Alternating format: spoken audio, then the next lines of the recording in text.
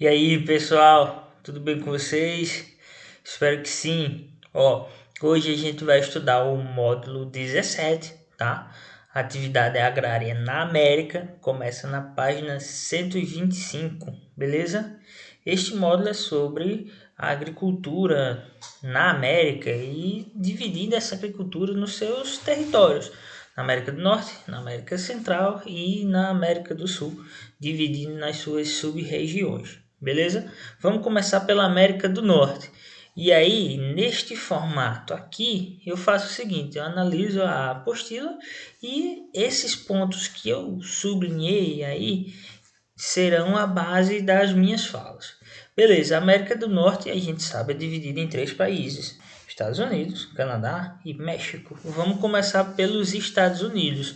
Lembrando, Canadá e Estados Unidos fazem parte da América rica, rica entre aspas não, rica mesmo, e ela é a América anglo-saxônica. Então a gente tem países desenvolvidos que irão empregar métodos de agricultura que vão beneficiar essa produção, mecanização, biotecnologia, modificação genética, agrotóxicos, defensores agrícolas em geral, enfim.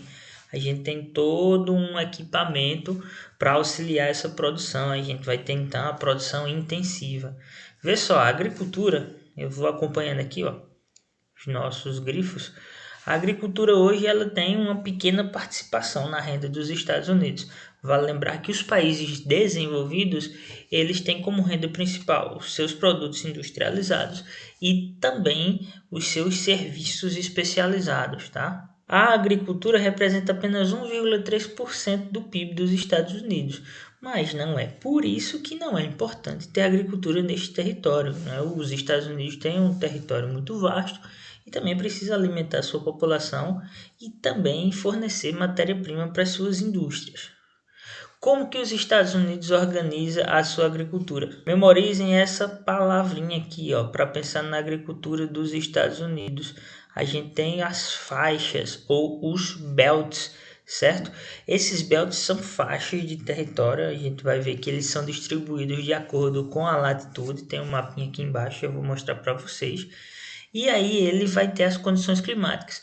As áreas que têm climas mais rígidos, mais frios, têm um tipo de cultura. As áreas que se aproximam mais do tropical, bem no sul dos Estados Unidos, terão outro tipo de cultura.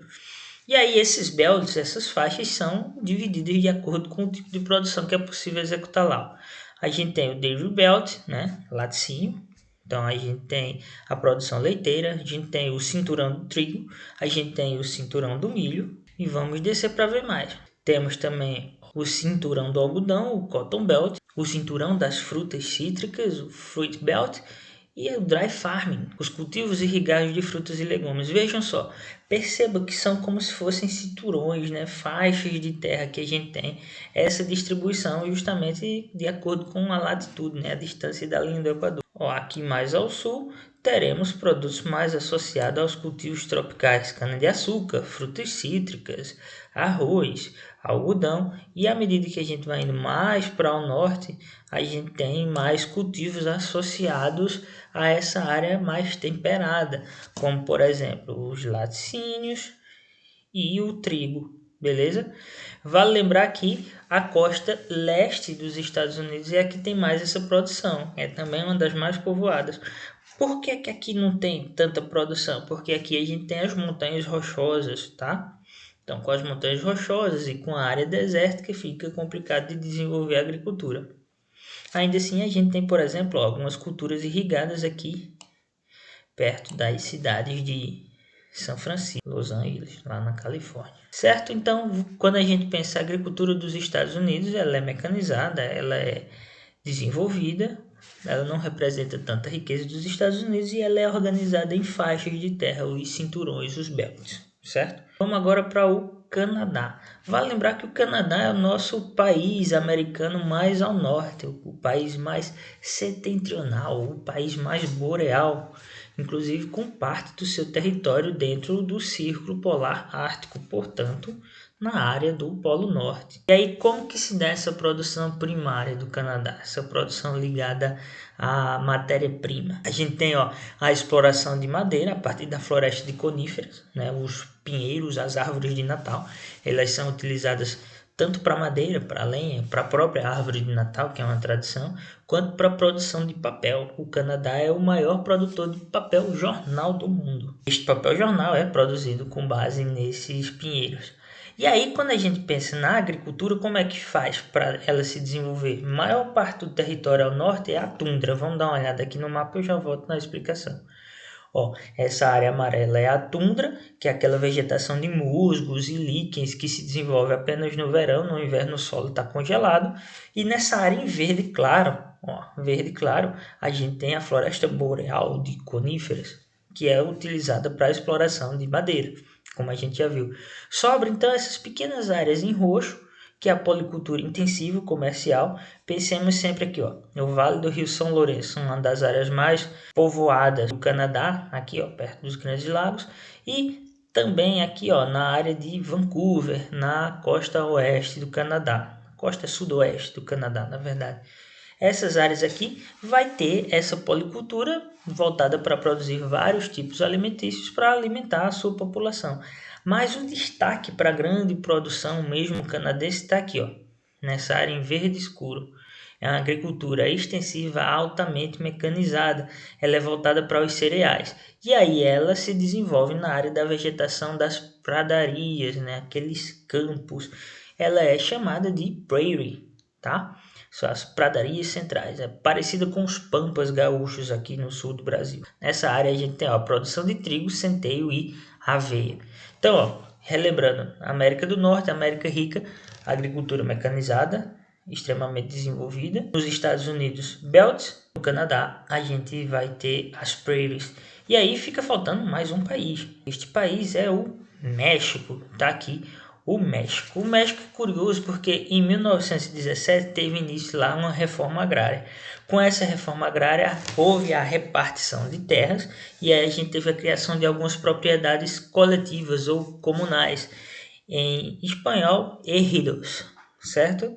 E aí o que a gente tem? Estas propriedades elas eram administradas por cerca de 70 famílias e essa comunidade rural era responsável por administrar esse território. Ainda é assim, a gente tem, portanto, 55% do território agrário mexicano repartido em ejidos, ok? A principal produção do México é o milho, os rebanhos bovinos e suínos, e tem também um outro elemento. A gente vem aqui, sisal, floresta, milho, arroz, vários tipos de cultivos, mas tem um muito interessante que se chama agave azul.